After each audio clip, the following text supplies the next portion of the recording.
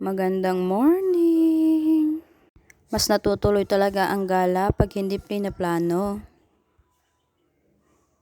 Hulaan nyo kung saan kami papunta niyan. Arot! Agoy!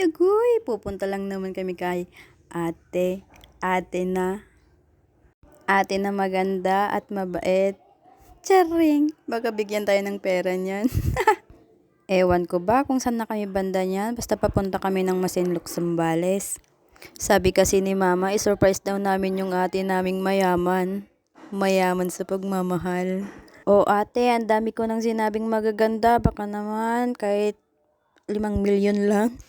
Surprise na namin yung ate namin kasi namimiss niya daw kami. Areng! Pero ang totoo niyan, ayaw kaming papuntahin kasi burnout daw sa kanila. Kaya nakapag-desisyon si mama na i-surprise na lang para hindi siya magalit o wala na siyang magawa kasi nandun na kami. Habang nasa tulay nga kami, nakita ko yung magandang view kaya binidyo ko na din.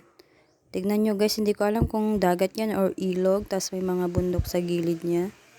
Pero isa lang ang alam ko, maganda. Parang ako. At ayun guys, nakarating na nga kami sa papasok sa kanila.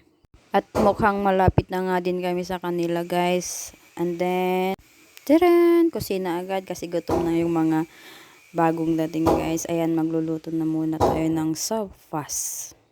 Mabilisan yan kasi nga sopas.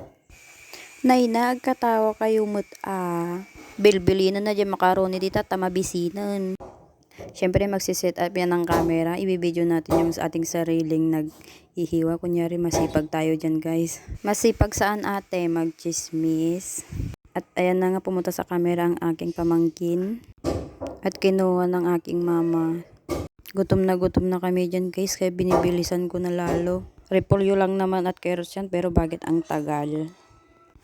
Huwag niyong pansinin yung tiyan ko dyan guys. Parang buntis. Ikaw ba naman magutom ng ilang oras? Pero habang naghihiwa kami dyan guys, yung mga kapatid ko nandun nagkakantahan. Pero ako ito pa rin magluluto. Pagod na ako. Sayang kasi ito for the content din. At ayan guys, ibibideo natin sila. Yan, kumakanta yung kapatid ko. At nag-video na din ako sa likod nila sa piggery. Pero bawal tayo dun kasi nga for safety na din ng kanilang baboy. At ayun pala guys, magkakatay pala kami ng baboy ngayon.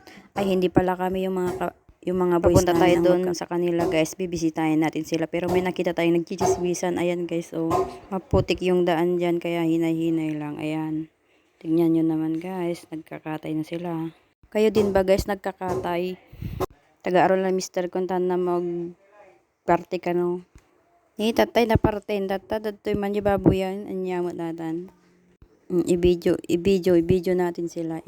Ayan guys, buhay pa yung baboy, kanina nakatay na. At yan guys, magagala muna tayo. Pupunta tayo doon sa daan. 'Di ba? Ganda. Nice view nga nagmight ag picture nga maawan taga picture. Mag-record na lang tayo for the content ba. Ayun na nga guys. Ililibot ko kayo. Tignan niyo. Sarap maligo dito guys. Charan! Tignan niyo guys yung ilog nila. 'Di ba? Sarap maglaba.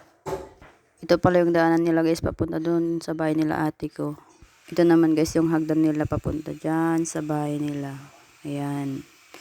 Few hours later. It's time to maggayat guys. Maggagayat na tayo ng pang-ulam natin para sa gabihan. Hulaan nyo guys kung anong lulutuin namin dyan.